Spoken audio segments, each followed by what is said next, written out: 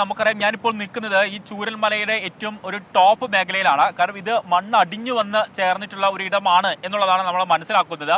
ഈ മണ്ണ് പൂർണ്ണമായിട്ടും ഇവിടെ വന്ന് അടിഞ്ഞ് നിൽക്കുകയാണ്. അങ്ങനെ ഇവിടെ ഒരു മല പോലെ രൂപപ്പെട്ടിരിക്കുകയാണ്. ഇതിന്റെ ഒരു ഭീകരമായിട്ടുള്ള ഒരു അന്തരീക്ഷം മനസ്സിലാകണമെങ്കിൽ നമ്മൾ നിൽക്കുന്ന ഭാഗത്ത് നിന്ന് കഴിഞ്ഞാൽ നമുക്ക് മനസ്സിലാക്കാൻ പറ്റും. കാരണം ഇത്രയും അധികം കല്ലുകളും അതുപോലെ തന്നെ മണ്ണും ഒക്കെ ഒലിച്ച് വന്നിരിക്കുകയാണ്. ഇപ്പോൾ സമാന്തരമായിട്ട് ഒരു പുഴ തന്നെ രൂപപ്പെട്ടിരിക്കുകയാണ്. ആ ഭാഗത്തേക്ക്, അതായത് ഞാൻ നിൽക്കുന്നതിന് ആ ഭാഗത്തേക്കായിട്ട് നമുക്ക് കാണാം അവിടെ റെസ്ക്യൂ നടക്കുകയാണ്. കുറെ അധികം, അതായത് ഫയർഫോഴ്സിന്റെയും അതുപോലെ തന്നെ NDRFന്റെയും മറ്റ് സന്നദ്ധ സംഘടനകളുടെയും ഒക്കെ തന്നെ നേതൃത്വത്തിൽ റെസ്ക്യൂ നടക്കുകയാണ്.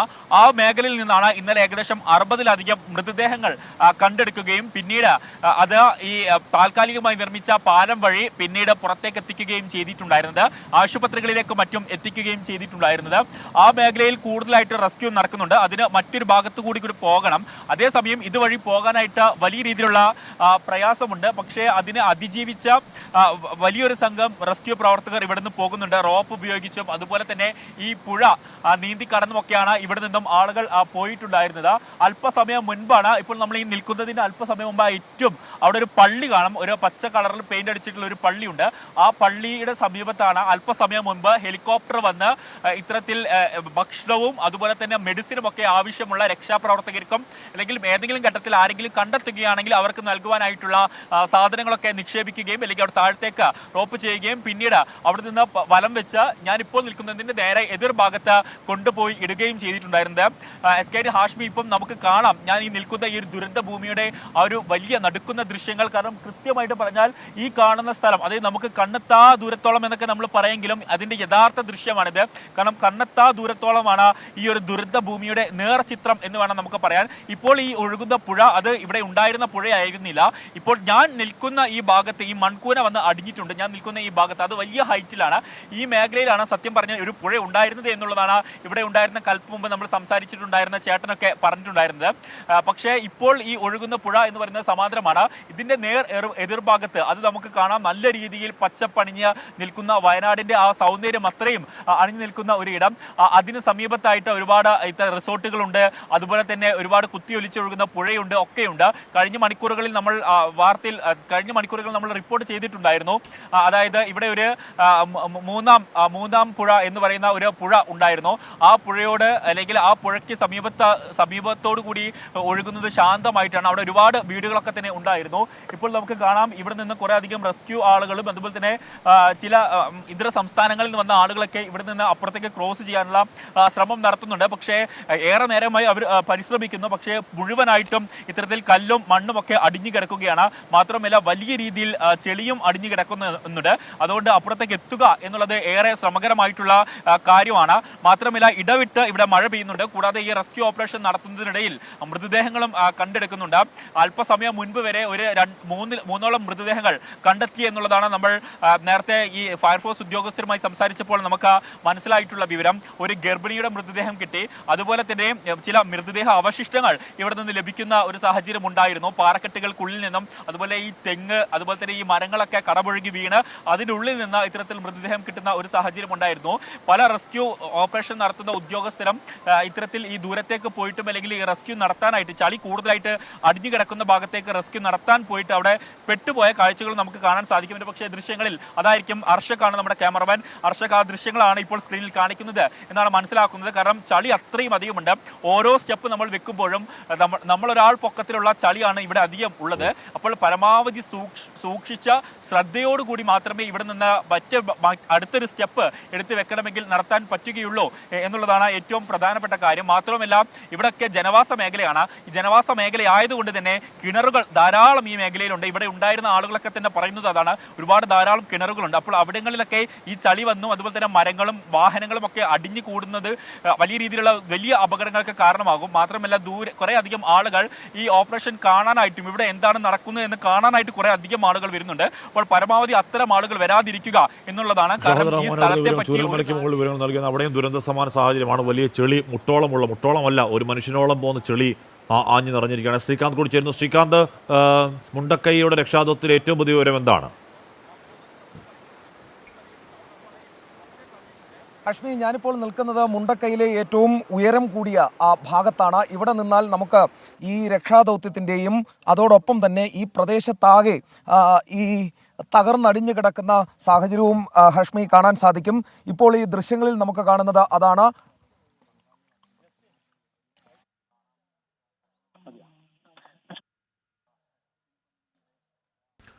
മുണ്ടക്കയുടെ ഏറ്റവും കാണാൻ സാധിക്കുന്നത് ഏറ്റവും താഴെ ചൂരൽമലയിൽ ഏറ്റവും താഴെ ചൂരൽമലയിലെ ഉരുൾപൊട്ടൽ മേഖലയിലെ ദൃശ്യങ്ങളാണ് ഹാഷ്മി നമ്മളിപ്പോൾ കണ്ടുകൊണ്ടിരിക്കുന്നത്. അതാണ് നമ്മുടെ ക്യാമറാമാൻ രാഹുൽ വി എസ് ഇപ്പോൾ കാണിക്കുന്നത്. ഇതിൻ്റെ എത്ര ഭീകരമാണ് ഈ ഉരുൾപൊട്ടലിൻ്റെ സാഹചര്യം എന്നുള്ളത് ചൂണ്ടിക്കാണിക്കുന്നതാണ് ഈ ദൃശ്യങ്ങൾ. ഞങ്ങളിപ്പോൾ നിൽക്കുന്ന സ്ഥലം മുണ്ടക്കയിലെ ഏറ്റവും ഉയരം കൂടിയ, ഇവിടുത്തെ ഒരു സ്വകാര്യ റിസോർട്ടിൻ്റെ ഭാഗമായ ഉയരം കൂടിയ ഒരു പ്രദേശത്തു നിന്നാണ് ഈ ദൃശ്യങ്ങൾ നമ്മൾ കാണിക്കുന്നത്. എത്ര ഭീകരമാണ് ഈ പ്രദേശത്തെ അവസ്ഥ എന്നുള്ളത് ഈ ദൃശ്യം കാണിച്ചു തരും. താഴോട്ടുള്ള മുഴുവൻ സ്ഥലങ്ങളിലും രക്ഷാപ്രവർത്തകർ അവരുടെ ദൗത്യത്തിൽ കർമ്മനിരതരാണ്. രാവിലെ 6 മണിക്ക് തുടങ്ങിയതാണ്. അവരെല്ലാവരും തന്നെ കൈമൈ മറന്ന് ഈ അധ്വാനിക്കുന്നുണ്ട്. മൃതശരീരങ്ങൾ വീണ്ടെടുക്കാൻ, ജീവനോടെയുള്ളവരെ, പല സ്ഥലങ്ങളിൽ ഒറ്റപ്പെട്ട് കിടന്നവരെ ജീവനോടെ തിരിച്ചെത്തിക്കാൻ. ഇന്നിപ്പോൾ പുഞ്ചിരിമട്ടത്തിൽ 20 പേരെ ആ റിസോർട്ടിൽ കുടുങ്ങിക്കിടന്നവരെ തിരികെ എത്തിച്ചിട്ടുണ്ട്. അങ്ങനെ പലരെയും ഇന്നും തിരികെ എത്തിക്കുന്നുണ്ട്, മൃതദേഹം വീണ്ടെടുക്കുന്നുണ്ട്. അത് അവരുടെ കൺമുന്നിൽ കാണുന്ന മൃതദേഹങ്ങളാണ് നിലവിലിപ്പോൾ അവർ ആദ്യഘട്ടത്തിൽ വീണ്ടെടുക്കുന്നത്. ഒപ്പം ആളുകളെ ഇവിടെ നിന്നും റെസ്ക്യൂ ചെയ്ത് കൊണ്ടുപോകുന്നുമുണ്ട്. ഇന്നും കൂടി ഈ ആളുകൾ, ഒറ്റപ്പെട്ട ആളുകളെ രക്ഷപ്പെടുത്തുന്ന നടപടി ഇന്നത്തെ ദിവസം കൊണ്ട് പൂർത്തിയാകും.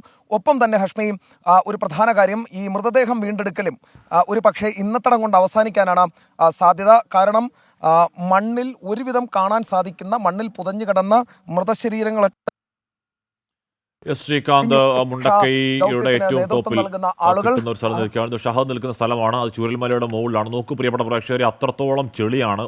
ഒരടി പോലും മുന്നോട്ട് പോകാൻ കഴിയാത്ത രീതിയിൽ കാല് കുത്തിക്കഴിഞ്ഞാൽ അരഭാഗത്തോളം മുങ്ങിപ്പോകുന്ന ചെളിയാണ്. എത്രത്തോളം ദുഷ്കരമാണ് രക്ഷാദൗത്യം.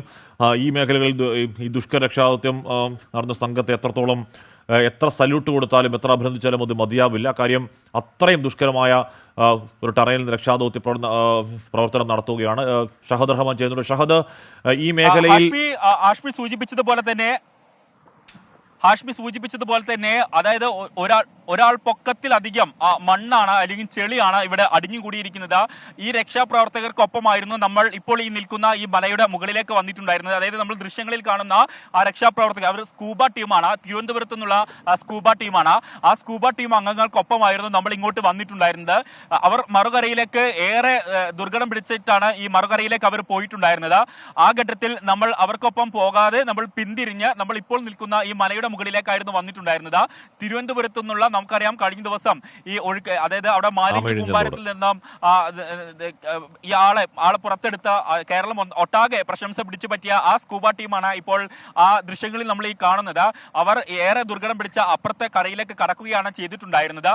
എന്നിട്ട് അവിടെ ആരെങ്കിലും ഉണ്ടോ, അല്ലെങ്കിൽ ആ മണ്ണിനടിയിലോ അല്ലെങ്കിൽ ആ ചളിക്കുള്ളിലോ ആരെങ്കിലും കുടുങ്ങിക്കിടക്കുന്നുണ്ടോ? കാരണം ആ മേഖലയൊക്കെ വീടുണ്ടായിരുന്ന ഒരു മേഖലയാണ്. അപ്പോൾ ആ മേഖലയിൽ ആരെങ്കിലും കുടുങ്ങിക്കിടക്കുന്നുണ്ടോ എന്നത് നോക്കാൻ വേണ്ടിയിട്ടായിരുന്നു പോയിട്ടുണ്ടായിരുന്നത്. പക്ഷേ അവരുടെ പ്രതീക്ഷകൾക്കും അപ്പുറമാണ് കാര്യങ്ങൾ എന്നുള്ളതാണ്. കാരണം വലിയ രീതിയിൽ മണ്ണുണ്ട്, നമുക്ക് കാണാം ദൃശ്യങ്ങളിൽ, അത് വളരെ വ്യക്തമാണ്. കാരണം അവർ കാലൊക്കെ എടുത്ത് പൊന്തിക്കാൻ വേണ്ടി വലിയ രീതിയിൽ പ്രയാസം അനുഭവിക്കുന്നുണ്ട്. കഴിഞ്ഞ കുറെ അധികം മണിക്കൂറുകളായി, അതായത് നമ്മൾ രാവിലെ 7 മണിയോട് കൂടി ഇങ്ങോട്ട് പുറപ്പെട്ടതാണ്. ഇപ്പോഴും നമുക്ക് കൃത്യമായിട്ട് ഒരു പ്രത്യേകമായ ഒരു ഇടത്ത് എത്തിച്ചേരാനോ അല്ലെങ്കിൽ കാര്യമായി ഒന്നും കണ്ടെത്താനോ ഒന്നും സാധിച്ചിട്ടില്ല. കാരണം അത്രയും അധികം മണ്ണ് ചെളിയും അടിഞ്ഞു കൂടിയിട്ടുണ്ട്. അപ്പോൾ അവർ വലിയ പ്രയാസം അനുഭവിച്ചാണ്. കാരണം അവരുടെ ഈ അര വരെയാണ്, അരക്ക് ചുറ്റുമാണ് ഇപ്പോൾ മണ്ണ്, അത്രയും അധികം മണ്ണ് താഴത്തേക്കുണ്ട് എന്നുള്ളതാണ്. അപ്പോൾ അത്രയും പ്രയാസം അനുഭവിച്ചാണ് അവർ ഓരോ ഇടത്തും ഈ പരിശോധന നടത്തുന്നത്. പരമാവധി അവരുടെ മനുഷ്യ സഹജമായിട്ട് പരമാവധി നടത്താൻ പറ്റുന്ന പരിശോധനകൾ അവരെ കൊണ്ട് അവർ നടത്തുന്നുണ്ട്. ഇത്തരത്തിൽ സമാനമായ രീതിയിൽ കുറെ അധികം രക്ഷാപ്രവർത്തകരുണ്ട്. ഫയർഫോഴ്സ് ഉണ്ട്, NDRF ഉണ്ട്, ആർമി ഉണ്ട്, അങ്ങനെ സന്നദ്ധ സംഘടനാ പ്രവർത്തകരുണ്ട്. അത് എടുത്തു പറയേണ്ടതാണ്. വിവിധ മേഖലകളിൽ നിന്ന്, പ്രത്യേകിച്ച് വയനാട്ടിൽ നിന്ന് മാത്രമല്ല, സംസ്ഥാനത്തിന്റെ വിവിധ മേഖലകളിൽ നിന്നുള്ള സന്നദ്ധ സന്നദ്ധ സംഘടനാ പ്രവർത്തകരാണ് ഇവിടുത്തെ ഈ രക്ഷാപ്രവർത്തനത്തിന് നേതൃത്വം നൽകുന്നത് എന്നുള്ളതാണ്. പക്ഷേ ഈ വലിയ ഉരുളൻ കല്ലുകൾ, അതായത് നമുക്ക് കുറച്ചുകൂടി കുറച്ചുകൂടി വൈഡായിട്ട് ദൃശ്യങ്ങൾ കാണിക്കുകയാണെങ്കിൽ വലിയ ഉരുളൻ കല്ലുകളാണ്. അതായത് നമ്മൾ ഇന്ന് വരെ കാണാത്ത അല്ലെങ്കിൽ നമുക്ക് പ്രതീക്ഷിക്കുന്നതിനും അപ്പുറത്തുള്ള വലിയ ഉരുളൻ കല്ലുകളാണ് ഇത്തരത്തിൽ ഇവിടേക്ക് അടിഞ്ഞു കൂടിയിട്ടുള്ളത്. അപ്പോൾ ഈ ഉരുളൻ കല്ലിന്റെ അടിയിലൊക്കെ തന്നെ ആരെങ്കിലും അകപ്പെട്ടിട്ടുണ്ടോ എന്നതടക്കമുള്ള കാര്യങ്ങൾ ഇവർ പരിശോധിക്കുന്നുണ്ട്. പരമാവധി അവരെ കൊണ്ട് പറ്റുന്ന രീതിയിൽ പരിശോധിക്കുന്നുണ്ട്. ഹിറ്റാച്ചി, അതുപോലെ തന്നെ JCB ഉൾപ്പെടെയുള്ള സാധനങ്ങൾ ഇങ്ങോട്ടൊന്നും കൊണ്ടുവരാൻ സാധിക്കില്ല, കാരണം അത്രയും അധികം ചളിയുണ്ട്. അപ്പോൾ ഈ പരമാവധി ആളുകൾ തന്നെ ഇവിടേക്ക് ഇറങ്ങി പരിശോധന നടത്തുകയാണ്. ഇപ്പോൾ നമുക്ക് വീണ്ടും ആ ദൃശ്യങ്ങളിലേക്ക് പോകാമെന്ന് തോന്നുന്നു. ആ സ്കൂബ അംഗങ്ങൾ പരമാവധി കയറാൻ പറ്റുന്ന ആളുകൾ കയറിയിട്ടുണ്ട്. എന്നാൽ ബാക്കി സ്കൂബ അംഗങ്ങൾ മറുകരയിലേക്ക് അല്ലെങ്കിൽ ഈ കൂടുതൽ രക്ഷാദൗത്യം നടക്കുന്ന ഇടത്തേക്ക് പോകാനുള്ള ശ്രമമാണ് നടത്തുന്നത്. പക്ഷേ അവർ നിൽക്കുന്ന ഇടം അത്രയും അധികം താഴത്തേക്ക് ആഴ്ന്നു പോവുകയാണ്. അവരുടെ അരക്കറ്റം ഇപ്പം ചളിയുണ്ട് എന്നുള്ളതാണ് ഏറ്റവും ഭീതിപ്പെടുത്തുന്ന കാര്യം. അതുകൊണ്ടാണ് ഈ രക്ഷാപ്രവർത്തകരും അതുപോലെ തന്നെ ജില്ലാ ഭരണകൂടവും ഇവിടെയുള്ള മുഴുവൻ സംവിധാനങ്ങളും പറയുന്നത് ഈ സ്ഥലം പരിചയമില്ലാത്ത ആളുകൾ ഇങ്ങോട്ട് വരാതിരിക്കുക. ഇപ്പോൾ നമുക്കൊക്കെ അറിയാം, നമ്മളൊക്കെ ഈ ദുരന്ത ഭൂമിയിലേക്ക് വരുന്നത് നമ്മുടെ ജോലി ഇതാണ്. ഇത് കൃത്യമായിട്ട് സർക്കാരിലും അതുപോലെ തന്നെ പ്രേക്ഷകരിലേക്കും ഈ കാര്യങ്ങൾ എത്തിക്കണം എന്നുള്ളത് കൊണ്ടാണ് നമ്മളെല്ലാം ഇത്തരം സ്ഥലങ്ങളിലേക്ക്, അതീവ റിസ്ക്കുള്ള സ്ഥലങ്ങളിലേക്കൊക്കെ വരുന്നത്. പക്ഷേ ഇത് കാഴ്ചക്കാരായി കണ്ടു നിൽക്കുന്നവർ പരമാവധി ഇത്തരം മേഖലകളിലേക്ക് വരാതിരിക്കുക എന്നുള്ളതാണ്. അത്രയും അധികം പരിശീലനം സിദ്ധിച്ച ആളുകളാണ് ഇപ്പോൾ ഇവിടെ രക്ഷാപ്രവർത്തനത്തിലൊക്കെ തന്നെ നേതൃത്വം നൽകുന്നത്. കൂടാതെ ഈ യന്ത്ര സാമഗ്രികൾ, അതായത് പരമാവധി എത്തിക്കാൻ പറ്റുന്ന യന്ത്ര സാമഗ്രികൾ ഉപയോഗിച്ചാണ്, അല്ലെങ്കിൽ അത്തരം യന്ത്ര സാമഗ്രികൾ എത്തിച്ചാണ് മരങ്ങളും അതുപോലെ തന്നെ തെങ്ങും മറ്റ് കടപുഴകിയിട്ടുള്ള വലിയ വലിയ മരങ്ങളൊക്കെ തന്നെ മുറിച്ച് മാറ്റുന്നത്. കൂടാതെ വലിയ ഈ വാർപ്പുകൾ, അതായത് സ്ലാബുകളൊക്കെ തന്നെ അടർന്നു വീണിട്ടുണ്ട്.